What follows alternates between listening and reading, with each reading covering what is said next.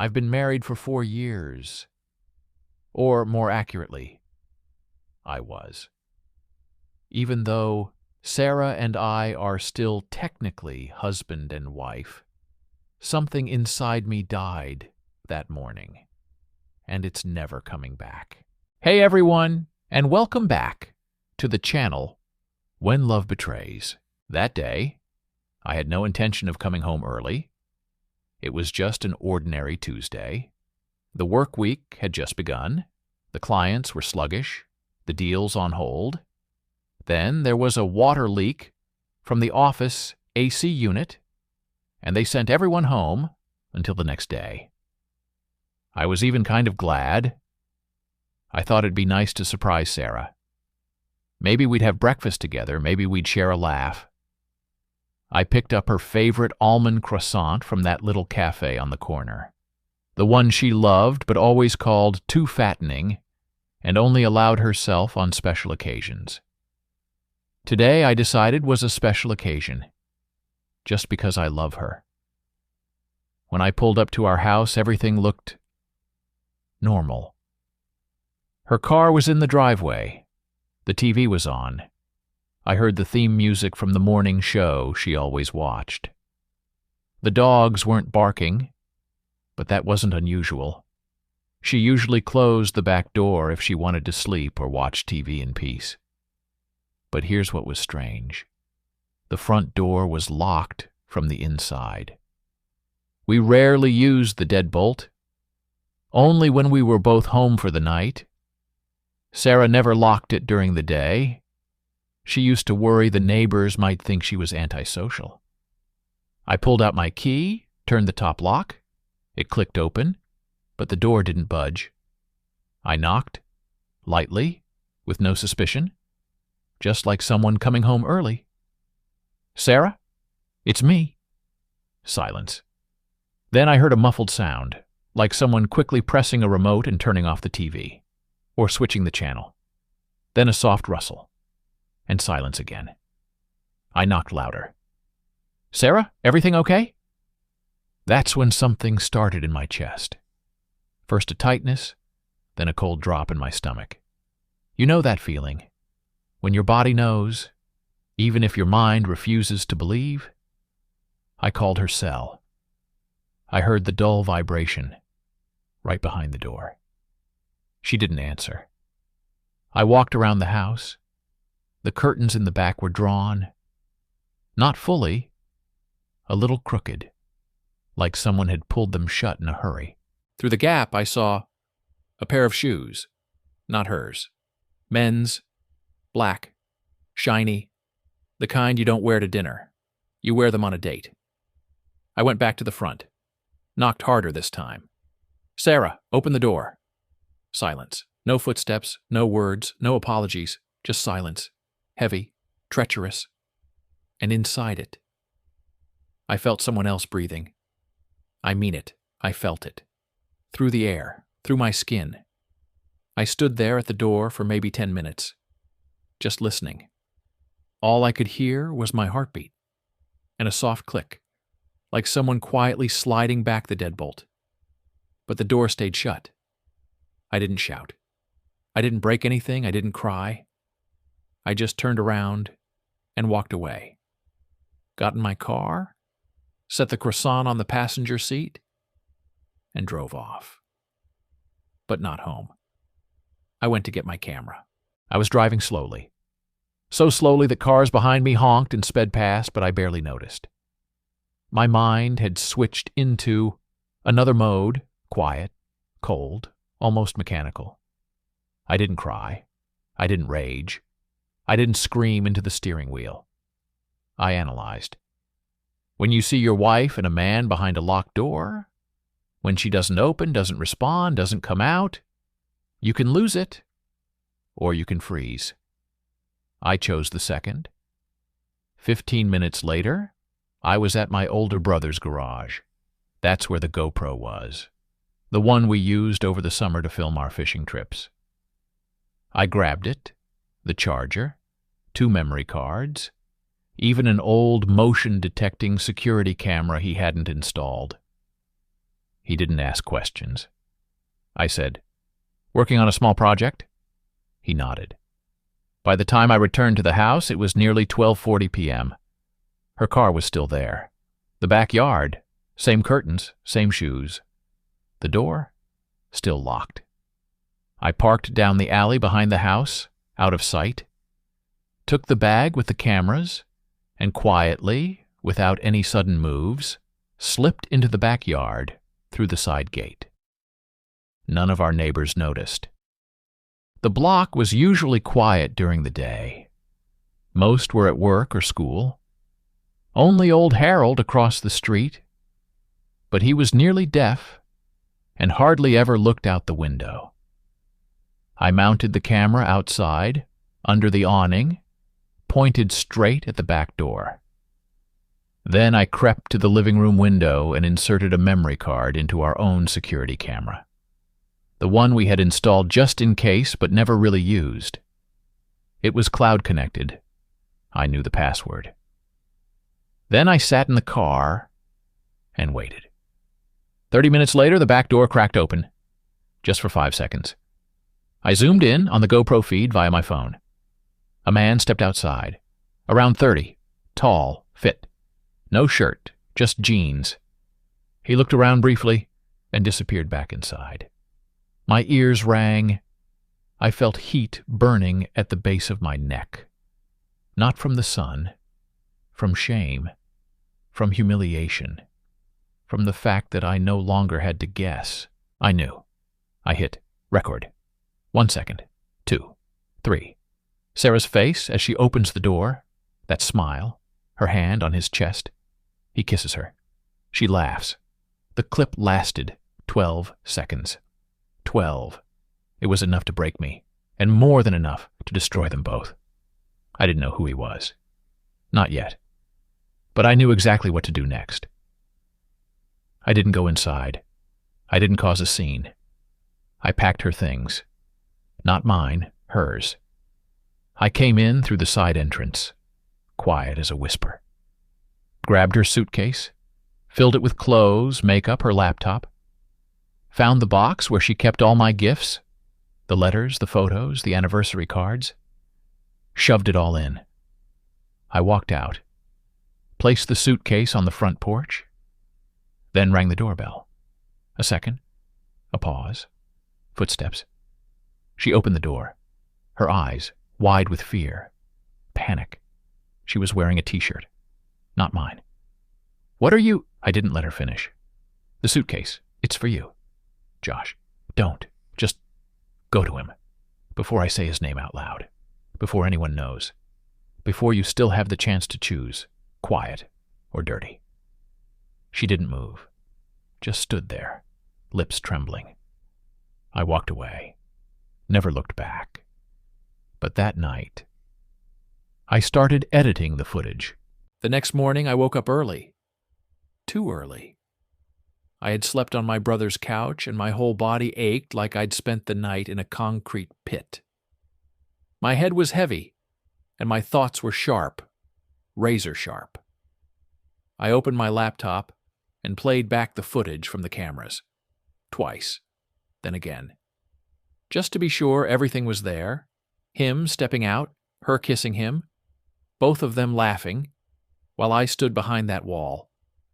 I didn't know who he was, but I had to find out. I called one of my friends, Matt. He works security at a big hotel and used to be a private investigator. Once he helped me recover a stolen phone using the IMEI number. I knew if anyone could identify a guy from footage or a license plate, it was him. I sent him a short video clip. 2 hours later, he called me back. "Josh, are you sure you want to know?" "Say it." He paused, then exhaled. "It's Brian Howell, from your company, head of HR." For a second, I didn't understand. Brian? The guy 2 offices down from me? The one always spinning a pen between his fingers, ranting about how marriage is outdated. The same guy who handed me a certificate for Best Team Initiative at the Christmas party. Him? My heart started pounding again. Harder. Louder. Everything shifted. This wasn't just some guy. It was someone from my office. Someone from my circle. Someone I had coffee with, shared lunch with, made small talk with at work. And apparently someone who had been sleeping with my wife. In my house. Now it was personal. Deeper. Dirtier. Sarah messaged me the next day. A long message. Asking to talk in person. She said it wasn't serious. That it only happened once. That she was confused. I didn't reply. I just forwarded her a short video clip. The one of them hugging. Captioned, "You smile too calmly for something that was just a mistake." 2 minutes later, she called. I didn't answer. Then again. Then a text. "Please don't destroy everything. I can explain." Destroy? No, I wasn't planning to destroy. I was planning to build the perfect moment, one where everything would come into focus, no drama, no screaming, just fact, in front of everyone. The entire next week, I gathered pieces, footage, texts, screenshots, suspicious messages from our corporate chat. And you know what I found? 3 months ago, we had a corporate trip to Seattle. I didn't go. I had COVID. But Sarah? She said she was visiting a friend that same weekend. In the HR team's hotel photo from that trip, a silhouette in the background, familiar dress. Hers. And in the comments under one of Brian's posts, from a blank account, "She looked beautiful that night." The account had no followers. One post. But the IP address matched her old laptop. She created a fake profile to comment on his posts. Now I knew everything. The when, the how, the who, and the why. All that was left was deciding how to end it. And I had an idea. That Friday, we had a corporate meeting scheduled, a department-wide presentation. I was the lead speaker. It was about the project I'd been working on for 6 months. I had 20 minutes of airtime in front of the entire department, including senior management, including HR. I started working on my slides. There were 4 days left until the corporate meeting. I didn't eat, barely slept. But I felt more alive than I had in years.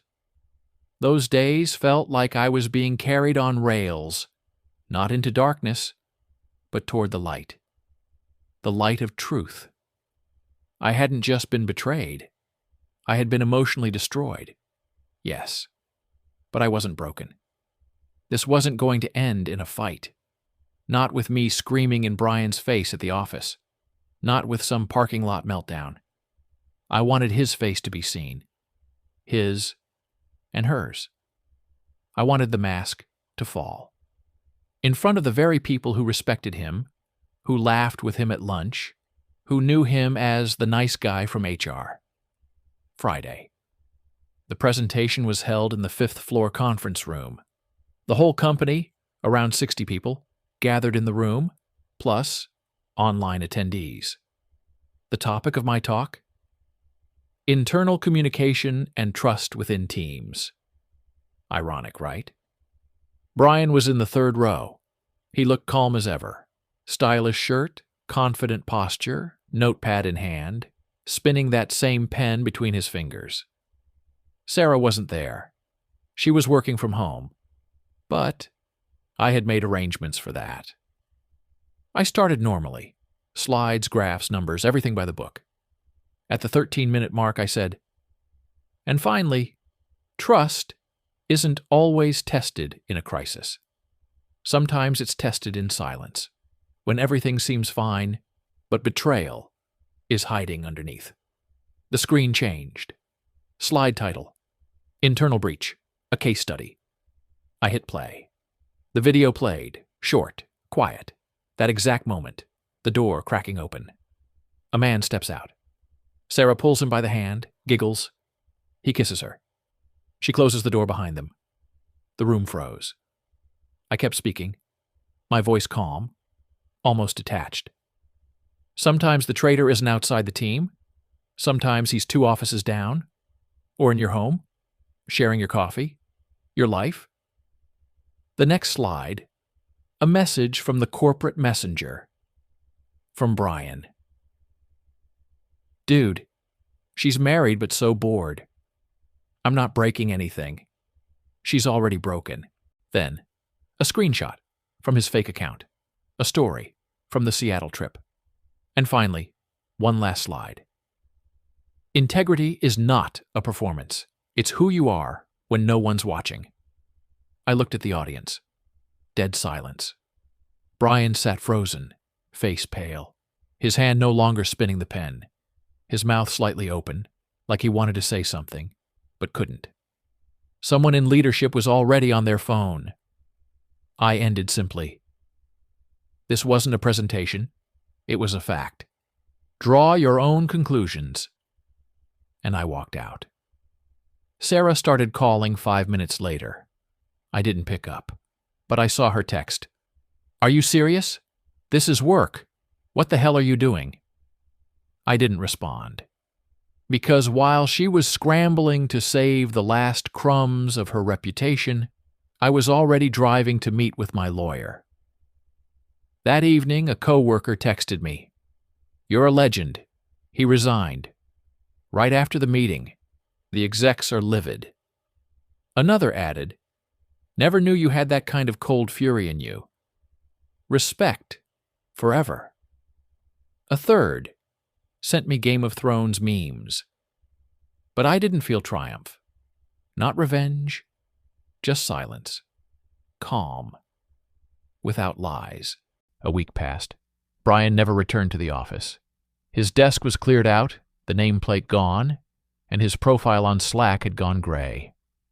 Sarah messaged me every day. At first, texts, then emails, then voicemails. Some were angry. You're insane. You humiliated me in front of the whole company. Then came the pitiful ones. I made a mistake, but you had no right to make it public. And finally, scared, broken. Josh, please talk to me. I'm scared, I feel awful, I can't eat, I can't sleep. I didn't reply. And yet, something inside tugged at me. Not because I wanted her back, I didn't, but because I wanted to understand. Why? How could someone who used to drink morning coffee with you calmly close a door in your face?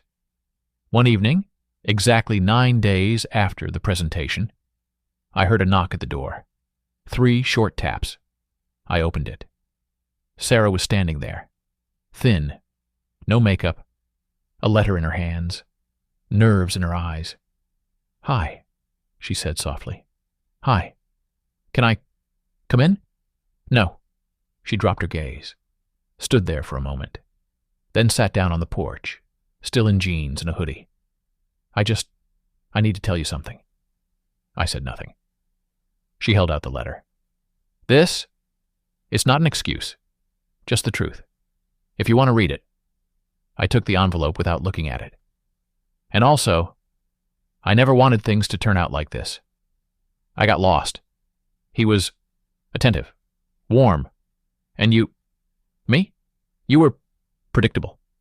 There it was. The word that cut deeper than all the others. Predictable.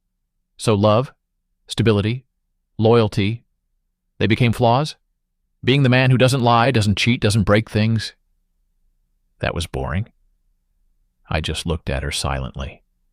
She kept talking. About emotions. About how he listened. How we grew apart. How she felt invisible. But I had stopped listening. I asked one question. Did you ever think about opening the door? She froze. Words caught in her throat. That day, I said. I stood there. I called. I knocked. You heard me. You knew. You didn't open. She lowered her head. I was scared. No, you made a choice. You chose to close the door. And that's all I need to know. She left.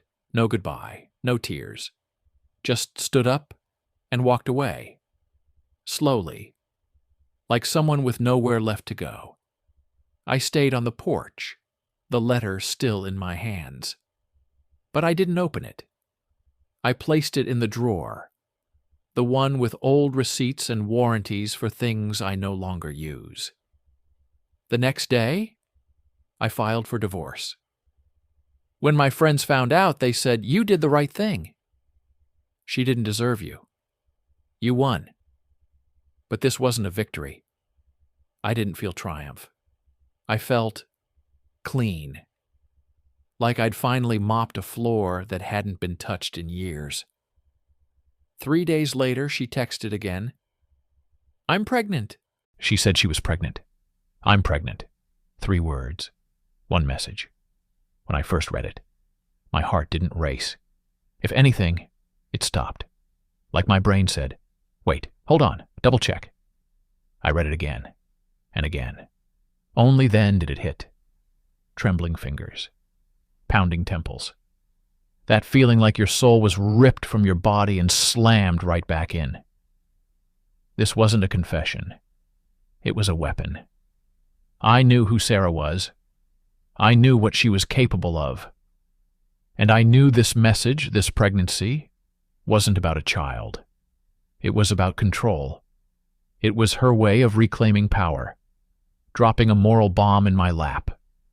And she knew exactly which button to press.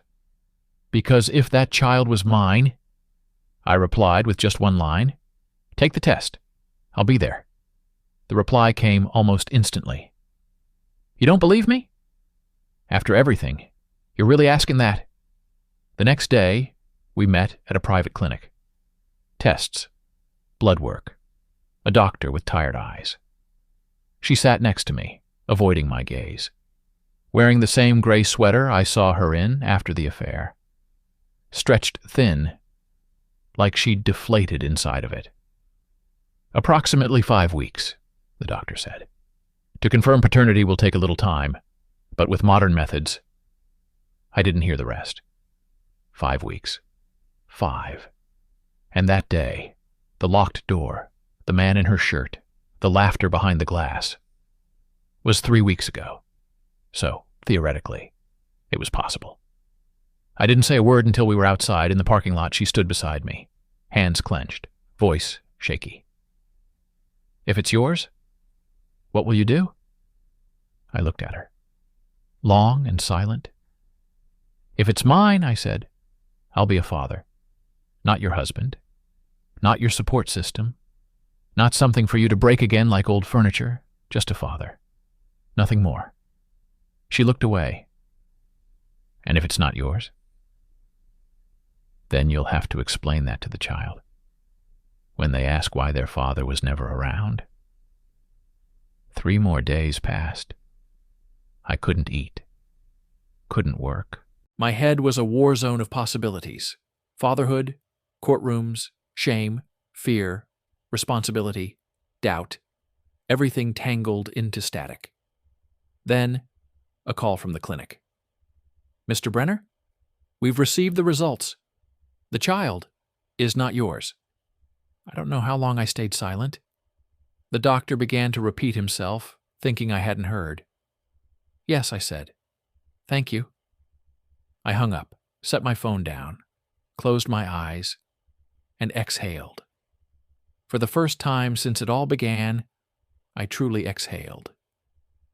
Sarah texted a few hours later. "You're happy now, huh? You got what you wanted. I was confused. I didn't mean to. If it weren't for that trip, if you hadn't pulled away back then, you always played the perfect one. That's pressure too, Josh." I didn't respond. Not to punish. A month had passed. The divorce papers were nearly finalized. The lawyer said it was moving quickly. No resistance. Sarah stayed silent. No texts. No calls. As if she finally understood that nothing she said would change anything. I thought that was it. That it was the end. But one evening, after a long day at work, I came home to find her sitting on my porch steps. Sarah, in her hands, a photo album. Ours. From the time we still believed love meant forever. She stood when she saw me. Her face didn't show tears. No pleading, no anger, just exhaustion. "I'm not here to ask you to come back," she said. I didn't answer. I just needed to say something in person. I nodded silently. She sighed, then said, "Everything you did, it was right. I see that now. I destroyed what I used to call home, and you didn't retaliate. You revealed. You didn't strike. You opened the door, and I closed it." She handed me the album. "I'm leaving this with you, not for sentiment, but so you'll remember you were real. Everything else was the lie. I ran to it because I couldn't handle what was real. I took the album, not to flip through it, but as a symbol that I could hold the past without returning to it. You once asked," I said, "what I would have done if the baby was mine." She nodded. "You know what I realized later?" She looked at me, focused. "I still wouldn't have stayed. Not because of the betrayal, not because of the pain, but because I can't raise a child next to someone who doesn't open the door. Not then. Not ever. That's too dangerous. For the child. And for me." She lowered her head. "You're right," she whispered. "It's probably the only right choice." We stood there, quiet, on the porch. The past between us, like a shadow, but no longer a wall. A minute later, she turned and walked to her car. She didn't look back. That night, I slept peacefully. No anxiety. No what-if fantasies. No pain. Just silence. Clean. True. Like a new beginning. Almost a year later, I met someone, not a replacement, not a fix, just a person I could be with without fearing someone else behind the door. One day, she asked me, "Do you believe in loyalty?" I smiled. "I do, but now I know. It starts with opening the door when someone knocks."